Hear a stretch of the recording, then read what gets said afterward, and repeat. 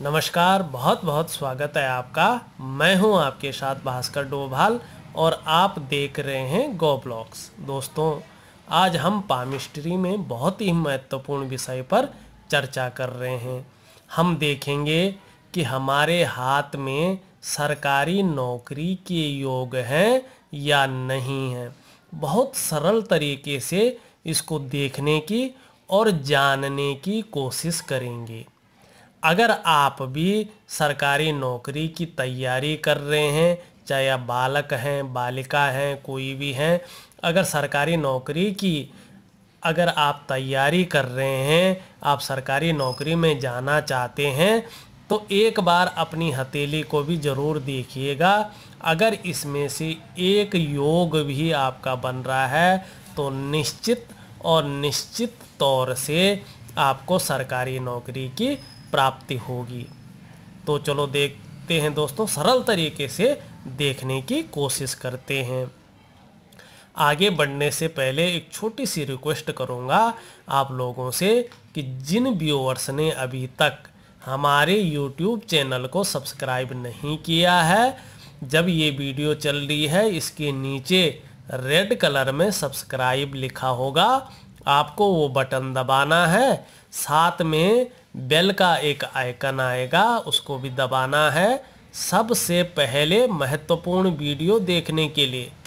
तो चलें दोस्तों, सबसे पहला योग देखते हैं, लक्षण देखते हैं। देखो, अगर हमारी हथेली से कोई भी भाग्य रेखा ऐसे निकल के शनि पर्वत पर न जाके गुरु और शनि के बीच में चली जाए तो ये सबसे बड़ा योग बनाती है सरकारी क्षेत्र में बहुत ऊंचे पद प्राप्त करने के लिए। दूसरा, अगर इस तरह से नहीं जाता हो तो कैसी जाती है? अगर भाग्य रेखा मणिबंध से निकलकर और शनि पर्वत पर न जाके और अपना रास्ता भटक के और हृदय रेखा के साथ साथ ऐसा आ जाए और इसमें इस तरह का चिन्ह बन जाए और सूर्य पर्वत पर एक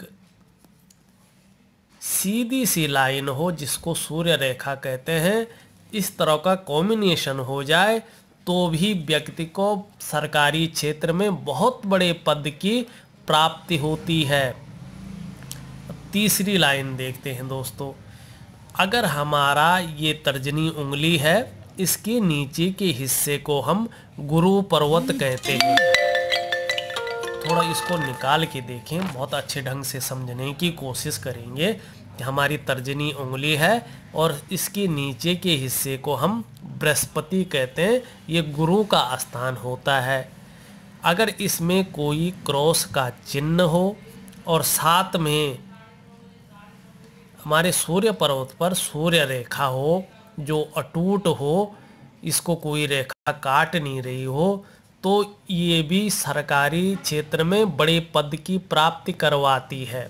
अगर आप लोगों में ऐसा है तो आप ज़रूर सरकारी क्षेत्र में कोशिश करिएगा, बहुत बड़े पद की प्राप्ति होगी।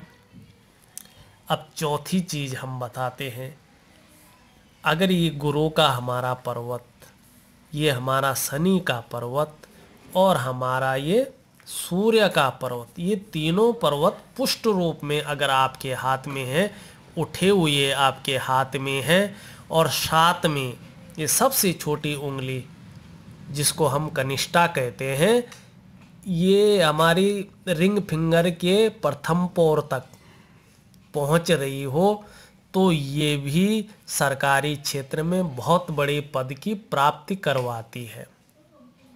दोस्तों, अगर आपके साथ कुछ ऐसा हो रहा है कि सरकारी क्षेत्र में आप प्रयास तो कर रहे हैं और आगे तक पहुंच भी रहे हैं, मगर जब लास्ट में होता है, जब चयन की बारी आती है, तो तब आप रह रहे हैं, आपका बनते बनते काम बिगड़ रहा है, तो उस समय अपने इस चंद्र क्षेत्र पर भी एक नज़र डालिएगा।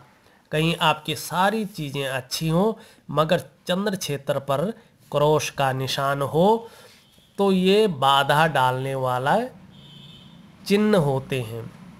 या हाथ में कोई और भी ऐसे चिन्ह बन रहे हों जो काम को सफल नहीं होने दे रहे हैं, तो फलित ज्योतिषीय उपाय करके, सरल उपाय करके आप उन अड़चनों को दूर कर सकते हैं तथा अपने क्षेत्र में सफलता प्राप्त कर सकते हैं। एक छोटा सा विश्लेषण था दोस्तों ये। अगर आपको अच्छी लगी हो ये वीडियो तो लाइक और शेयर ज़रूर कर लीजिएगा। आपका बहुत बहुत धन्यवाद।